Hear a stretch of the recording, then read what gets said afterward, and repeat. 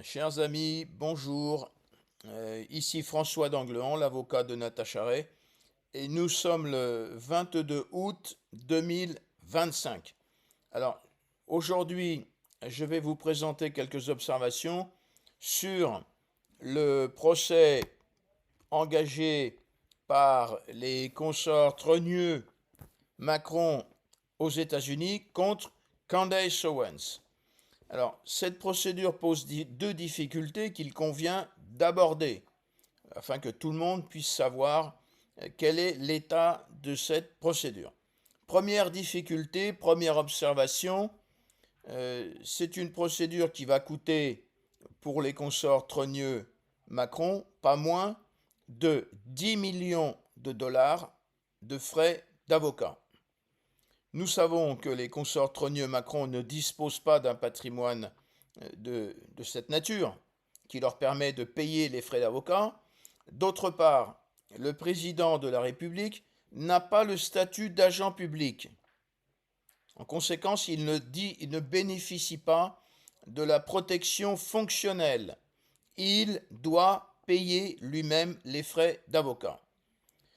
Et vous devez comprendre que si par extraordinaire, nous devions apprendre que ces frais d'avocat sont payés par le Trésor public, il s'agira d'une infraction pénale, détournement de fonds publics, et nous pourrons tous porter plainte contre lui à titre personnel et contre sa charmante épouse, hein, dans un premier temps devant le procureur national financier et ensuite devant un juge d'instruction. Deuxième problématique relative à cette procédure conduite aux États-Unis. J'ai lu la plainte, je l'ai analysée et il ressort que cette plainte repose sur 4 décisions de justice obtenues frauduleusement en France contre Natacha Ray.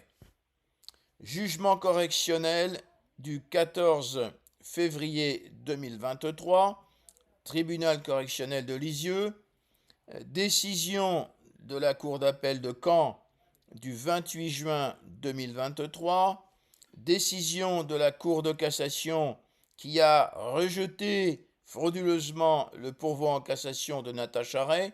C'est une décision du 21 janvier 2025, et puis décision hautement frauduleuse de la 17e chambre du tribunal correctionnel de Paris qui, le 12 septembre 2024, avait déclaré Natacha Ray coupable de diffamation pour servir la soupe aux consorts Trogneux et Trogneux.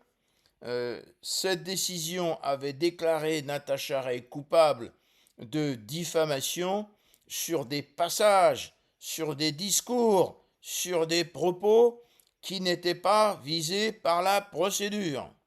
Situation inédite, extravagante, je dirais même presque baroque, et vous le savez, cette décision a été ratatinée par la Cour d'appel de Paris qui, par une décision remarquable qui a fait l'admiration du monde entier, a relaxé Natacha Ray et Amandine Roy. Natacha Ray n'a pas été simplement relaxée, elle a été relaxée sur 36 fausses accusations de diffamation portées contre elle par Madame Brigitte Trogneux, épousaille Macqueron, et par Jean-Michel Trogneux. Donc une victoire extraordinaire. Eh bien, il faut savoir que les 4 premières décisions dont je vous ai parlé, tribunal correctionnel de Lisieux, décision de la Cour d'appel de Caen, décision de la Cour de cassation et décision du tribunal correctionnel de Paris, 4 décisions obtenues frauduleusement, constituent la base de la plainte déposée par les consorts Trogneux et Macron contre Candace Owens aux États-Unis. Or, lorsqu'une personne aux États-Unis tente de faire condamner son contradicteur en utilisant en instrumentalisant des décisions de justice obtenues frauduleusement, cette situation caractérise une infraction pénale très sévèrement réprimée.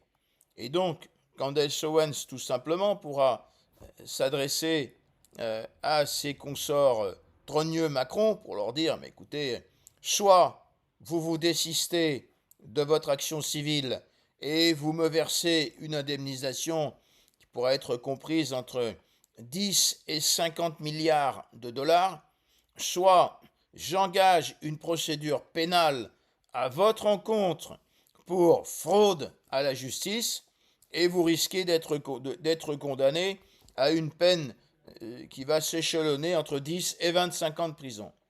Voilà la situation, voilà le piège dans lequel se sont jetés les consorts trogneux Macron sur les conseils du marquis Éric Dupond de Moretti, un personnage qui, de notoriété publique, n'a pas tellement d'intérêt. Et on se pose la question de savoir, mais comment ce personnage a-t-il pu être nommé ministre de la Justice? Eh bien, vous avez la réponse, c'est dans la presse. Et ce personnage, Éric Dupond de Moretti, a été nommé ministre de la Justice sur l'influence sur la demande express de Madame Brigitte Trogneux, épousaille Macron. Nous en sommes là.